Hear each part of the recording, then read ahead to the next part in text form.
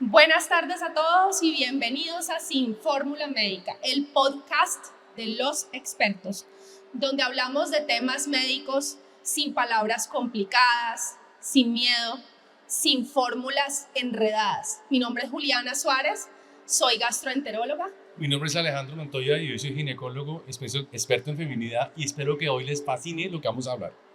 Porque vamos a hablar del abdomen al útero, cómo se comunican la ginecología y la gastroenterología. Pero es impresionante, ustedes no se imaginan cómo tiene que ver lo ginecológico con lo gastroenterológico. Tan simple cosas tan bobas como el flujo vaginal. Me rasca, me pica, me arde, tiene todo que ver con todo el sistema gastrointestinal. Y es muy común que las cosas gastrointestinales acaben con problemas ginecológicos, pero ultra mega común. Yo voy a empezar por contarte, Alejandro, sobre un caso que vi la semana pasada. Esta mujer venía más o menos de unos 40 años, jovencitica. Sí, un bebé. Una bebé. Y ella venía diciéndome que tenía dolor en un ovario y que me duele el ovario y me duele el ovario. Ya tenía muchos estudios, ¿no? Total. Ya tenía ecografías abdominales, pélvicas, transvaginales, ya la habían evaluado en ginecología.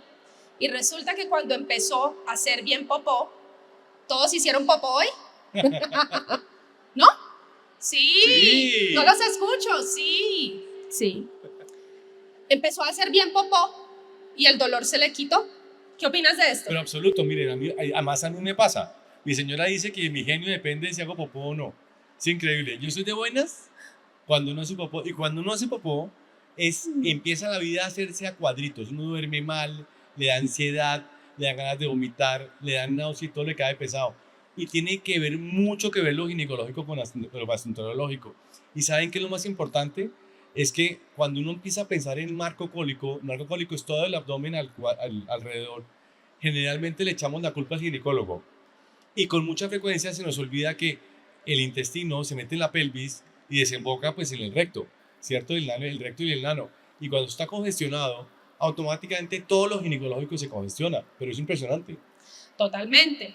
Y hemos normalizado hacer mal popó, como sentarnos en la taza, apujar hasta que las piernas se duermen, pasar muchos días sin hacer popó y como si no pasara nada, inflarse la barriga a punto de estallar como un balón. Claro. Y nada de esto es normal. Por eso quiero que hablemos de lo que es normal y de lo que no es normal. Cuando un dolor en la mujer no es normal. Miren, una cosa que es muy importante, una de las cosas más complejas de ser mujer es que todo se normaliza, ¿cierto? Y tener dolor no es normal. Las menstruaciones con dolores no son normales.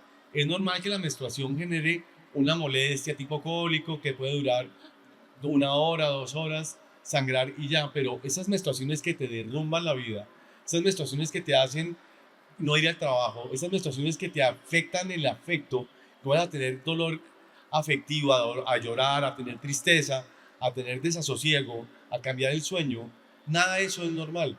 Y tiene que ver muchísimo con lo ginecológico y con lo gastroenterológico, y lo normalizamos. Totalmente. Y en gastroenterología hay un dolor abdominal que llamamos funcional, que es más como el funcionamiento del eje cerebro-intestino-microbiota, porque el intestino y el cerebro están conectados. Absoluto. El intestino, de hecho, es el primer cerebro, ¿no? Corrijan ese cuento de que es el segundo cerebro.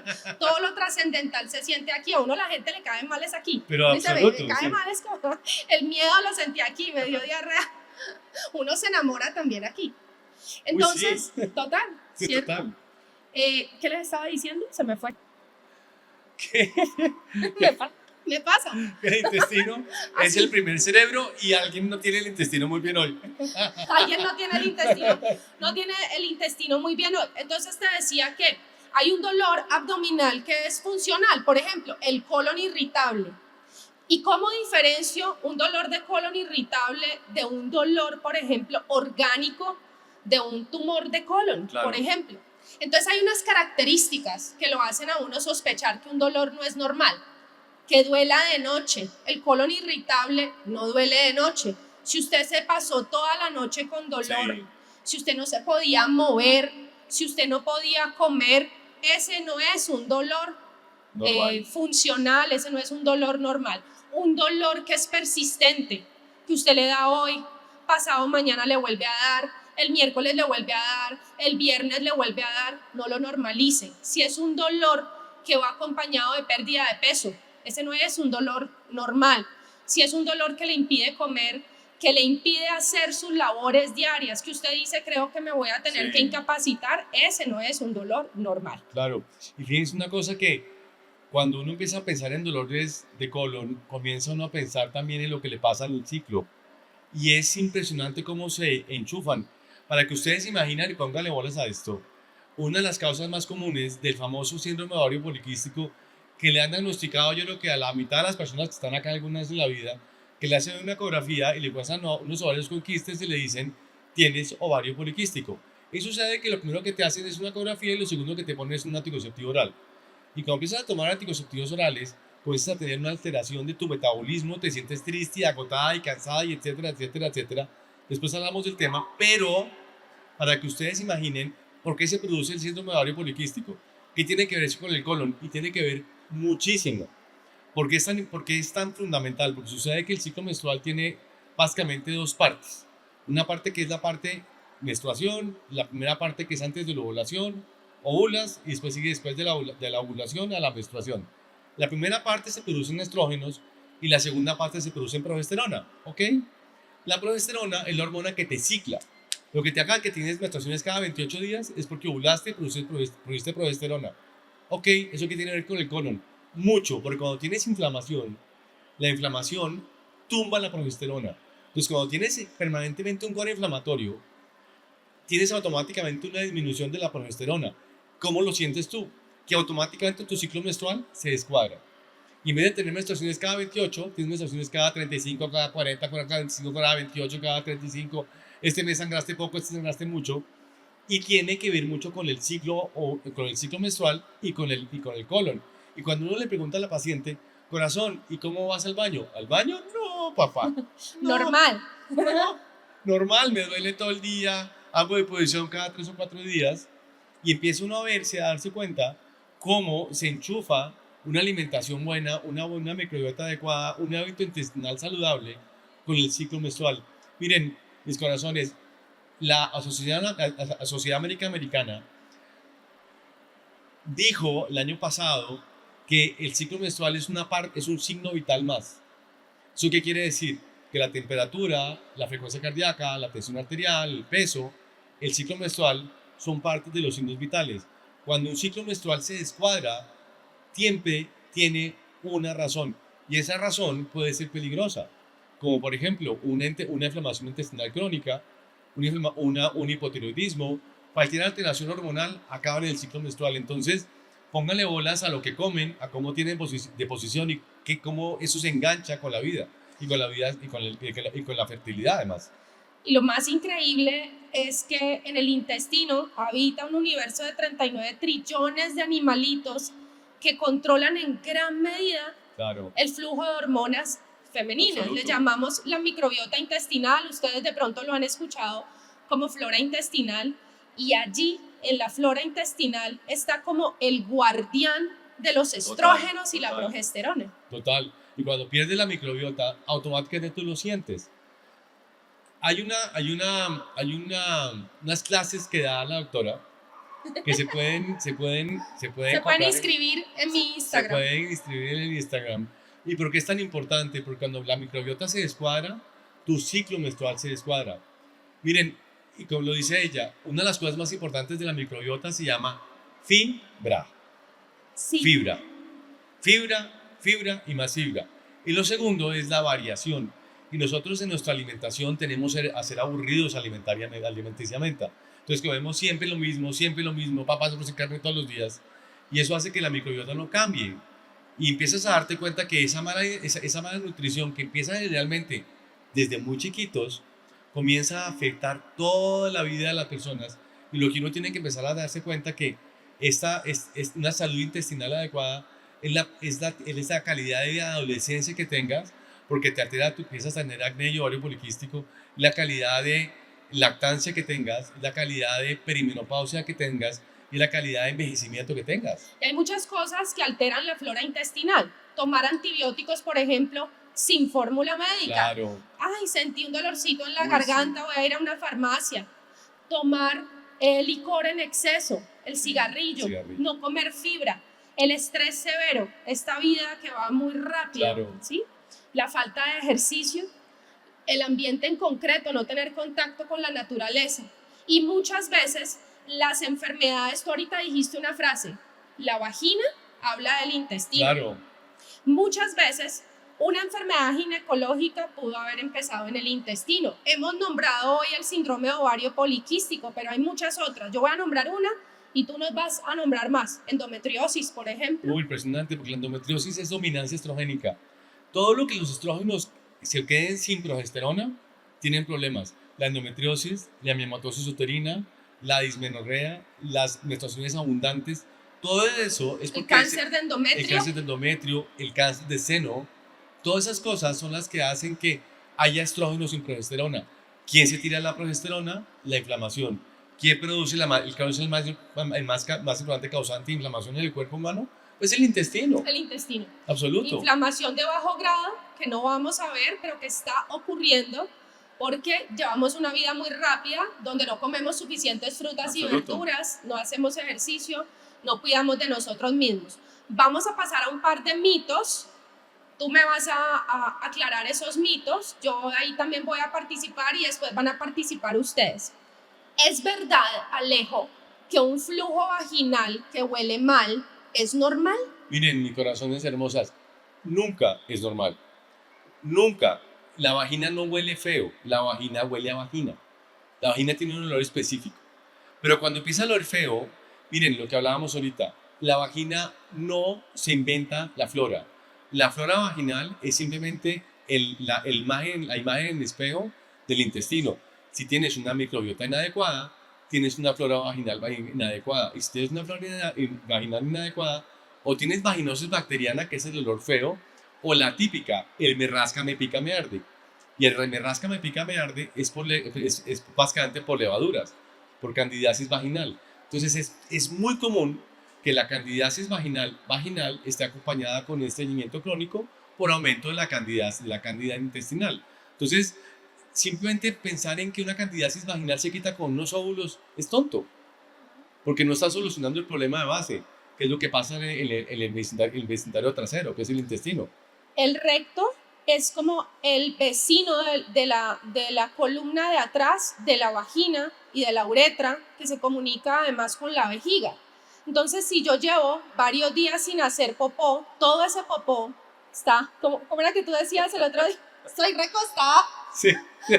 encima tuyo, pero además todo ese popó que no ha salido, que hacer popó además es chévere, da placer, debe ser suave, liso, no se sonroje la señora por allá atrás que se puso roja, tranquila.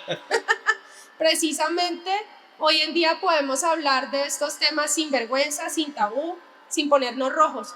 Debe ser rico hacer popó, pero todo ese popó que se acumula, pues va a hacer que el periné mantenga con translocación bacteriana. Lo voy a decir simple. El ano llega un momento en que no aguanta y hay pequeños escapes de materia fecal que se van para este vecino. Claro.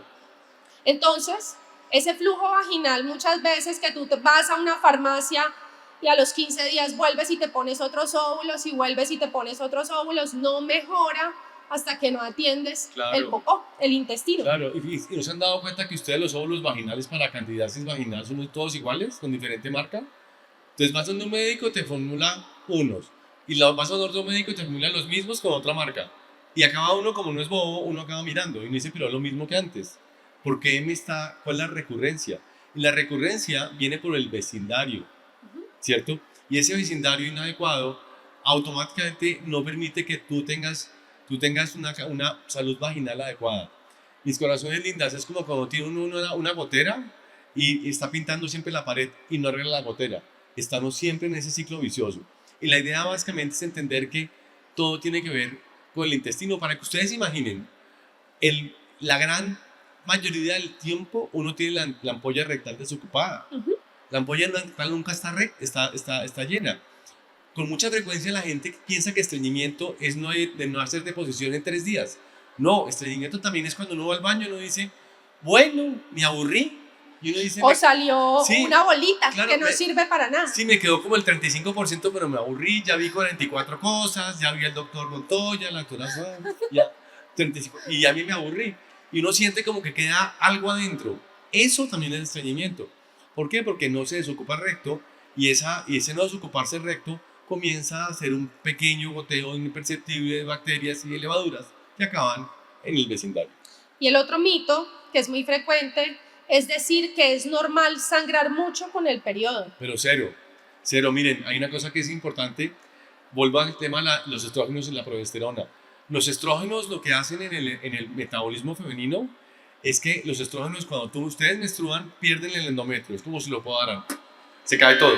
Y sucede que los estrógenos lo que hacen es crecer el endometrio, entonces es una hormona de crecimiento. Cuando ovulan es el máximo nivel de estrógenos y ahí deja de crecer el endometrio y sigue la progesterona. La progesterona es la hormona que compacta el endometrio. Entonces es un periodo de crecimiento y compactación. Eso porque es tan importante. Porque cuando hay alteraciones de la segunda fase ciclo de la progesterona por inflamación, etcétera, etcétera, eso aumenta, los estrógenos a crecer, crecer, crecer, crecer, y ese crecimiento aumenta las menstruaciones y se ponen súper abundantes. Y eso nunca es normal y siempre tiene una razón. Mis corazones lindas, y yo lo veo porque soy ginecólogo y todo el tiempo veo pacientes que me dicen, doctor, he ido a 40 médicos, tengo menstruaciones súper abundantes, me dicen que es normal y me han hecho 45 ecografías y me hacen cosas y cosas y cosas que encuentran. Y uno se pone a hurgar y es un cuadro inflamatorio crónico, es una inflamación intestinal crónica, muérense la risa, las prótesis mamarias, el síndrome de Asia genera todo lo que te inflame, te tumba la progesterona y te pone a sangrar. El síndrome de Asia, la inflamación intestinal, el exceso de trabajo, detesto el home office, detesto el home office, porque el home office va de la cama al calzón, al computador, al calzón, a la cama. No descansa uno, está uno trabajando 25 horas diarias, uno no para. Ese mano de estrés, de trabajo sin parar, es terrible. El estrés afectivo, el mal matrimonio. La pareja tóxica. La pareja tóxica, claro, total, ese permanente machucadera afectiva, todo eso es cortisol y estrés. Entonces, fíjate, todo lo que produce estrés, como lo llamemos, automáticamente me cambia el ciclo menstrual y automáticamente me cambia el flujo intestinal y tengo problemas. Vamos con preguntas del público. Aprovechen esta oportunidad, vamos. Tengo un familiar que él dice que no hace sólido, siempre hace líquido, no sé. Eso tampoco es normal. Puede ser una diarrea crónica que se considera a partir de 3 evacuaciones líquidas o sueltas al día o más, que ya hayan pasado 3 a 4 semanas, ya es razón para consultar. No asumamos que es una gastroenteritis o que no es un colon irritable. Hay muchas cosas que hay que evaluar y vale la pena consultar al médico tratante o a un especialista en gastroenterología. Por acá alguien tenía una pregunta. Gracias, buenas tardes. El exceso de gases o flatulencias, incluso eructos, incluso en ayunas o sin haber consumido ningún tipo de alimento, en adulto mayor, ¿a qué se puede deber? El gas tiene muchas causas. De hecho, el gas puede ser desde masticar mal hasta un problema de microbiota intestinal. Es decir, la flora intestinal ha perdido el equilibrio y han aumentado unas bacterias no tan amigables que producen un gas que se llama gas metano. Entonces ese gas puede tener muchos problemas, dificultad para expulsarlo, te inflas, gases que huelen muy mal, expulsar muchos gases e incluso eructos. Y un problema muy frecuente que la gente no se da cuenta es no evacuar bien. El gas es un signo de estreñimiento crónico. El popó tiene un mensaje y por eso es tan importante revisar el popó todos los días. Otra cosa que pasa, porque eso pasa más después de la menopausia. En la menopausia es muy compleja con el tema, porque sucede que la que mantiene las mucosas en el cuerpo son las hormonas, ¿cierto? Cuando empieza a haber menopausia, se produce una cosa que se llama síndrome genital climatérico, que es el marchitamiento de los genitales por falta de hormonas. Pero sucede que no solamente es la resequedad vaginal, sino también es resequedad vaginal, boca seca, ojo seco, estreñimiento crónico, gastritis, Todo eso es porque la menopausia produce, es el causante de eso.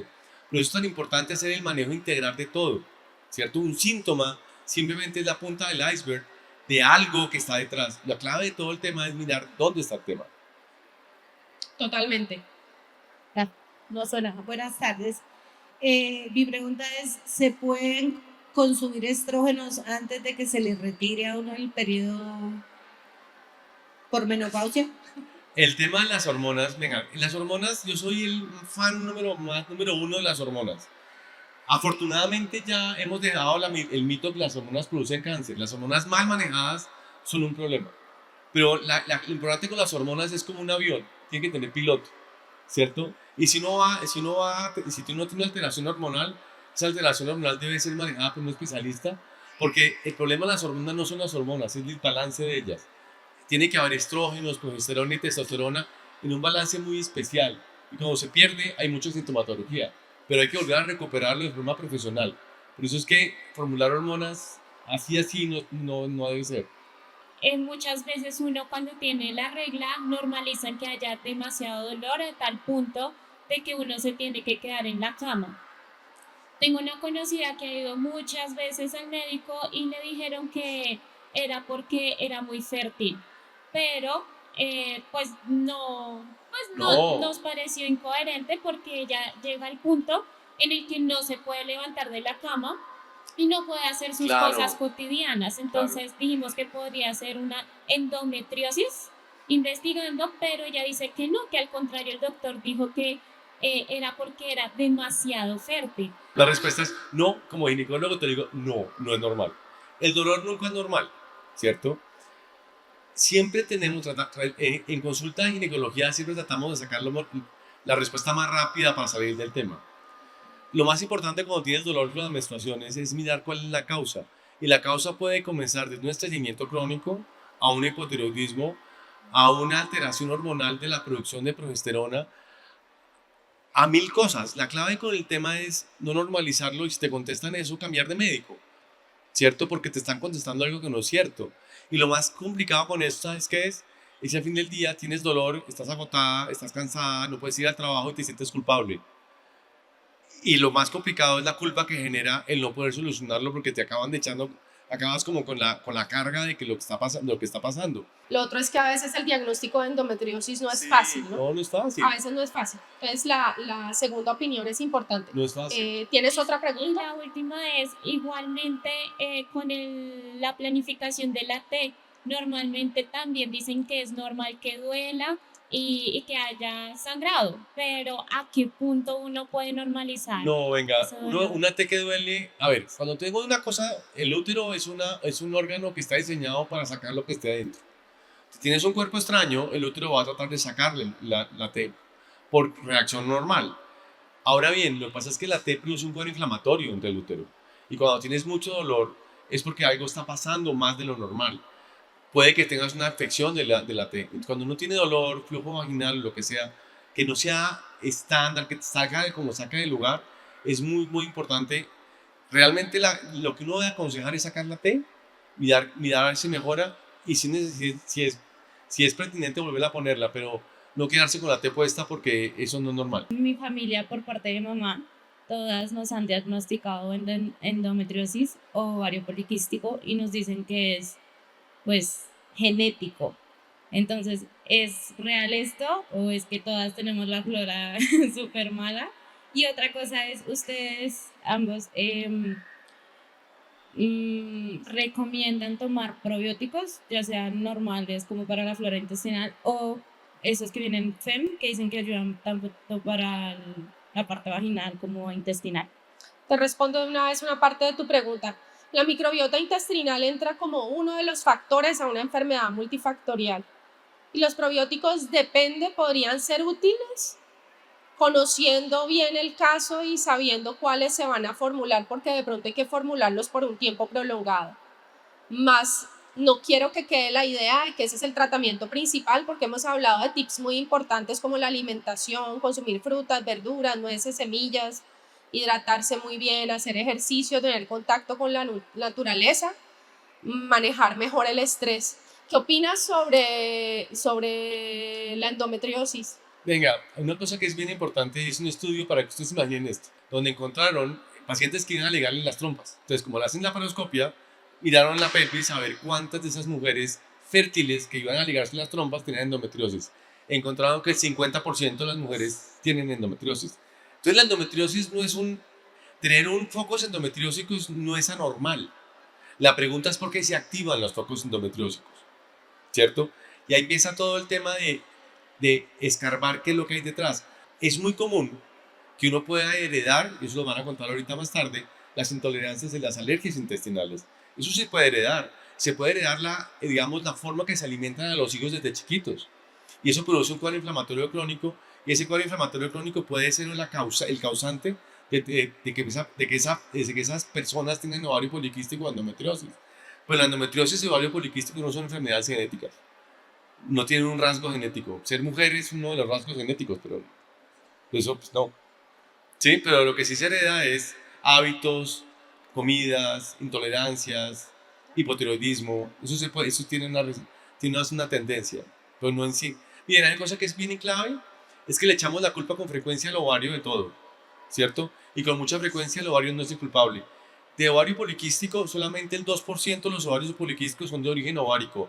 Los demás son los vecinos. Y el ovario es la víctima de una inflamación intestinal, de un hipotiroidismo, de un cuadro inflamatorio, de unas prótesis mamarias, de mil cosas. De mil cosas.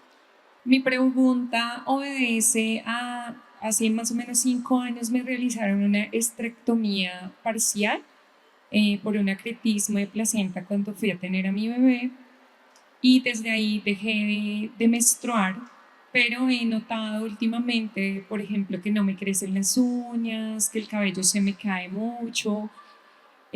Pues lo tuve hace 5 años a mi hijita, y pues mi pregunta es, ¿qué recomendaciones me darías? Porque pues eventualmente yo no menstruo a partir de esa cirugía que me hicieron. Claro, mira, hay un tema que es muy importante, es que cuando uno le quitan el útero, el ovario se queda sin Perdóname, voz. a mí no me quitaron el útero precisamente porque soy muy joven. Entonces me dejaron me dejaron los ovarios únicamente. Claro, cuando uno le hacen es para que ustedes, rápido histerectomía. Una histerectomía puede ser parcial o total. Total es cuando quitan el cuello y el cuerpo uterino. La parcial es cuando dejan el cuello uterino y quitan el cuerpo uterino, que es lo que se hace en pacientes de urgencia obstétrica. Entonces, cuando tú quitas el cuerpo uterino, el ovario se queda sin voz, porque realmente el útero es la voz de los ovarios. Cuando tú no tienes voz, no sabes si estás con menopausia o no menopausia. Y desafortunadamente todos esos traumas obstétricos y las cirugías uterinas rápidas pueden acabar teniendo una menopausia precoz. Entonces, por ejemplo, calores, ansiedad, aumento de peso, que no crezcan las uñas, el pelo marchitamiento de la piel, nos puede estar contando que estés entrando en menopausia. Ahora, si lo estás, hay que hacer reemplazo hormonal por un profesional. La menopausia no es la fecha de vencimiento de nadie. La menopausia no es un karma, la menopausia se trata. Hoy por hoy la menopausia se trata como si fuera, entre comillas, una enfermedad, porque al fin del día acaba alterando el metabolismo de las personas. Entonces lo importante, ¿sabes qué? Es ir al ginecólogo, contarle esto, que te hagan hormonas para ver si estás ovulando o no, porque no lo sabes. De mi lado, decirte que la piel y el intestino son universos hermanos. Sí, total. Entonces, a veces lo que está ocurriendo en una piel, en un pelo, en unas uñas, es un reflejo de lo que está ocurriendo en el intestino. Lo que pasa es que eso todavía está muy en investigación. ¿En qué casos se ve más que una enfermedad de piel está relacionada con un desbalance de esta flora intestinal o microbiota? En el acné severo o vulgar, en la rosácea, en la dermatitis atópica, en la dermatitis herpetiforme, en el pioderma gangrenoso, en otras enfermedades inflamatorias intestinales, pero habría que mirar.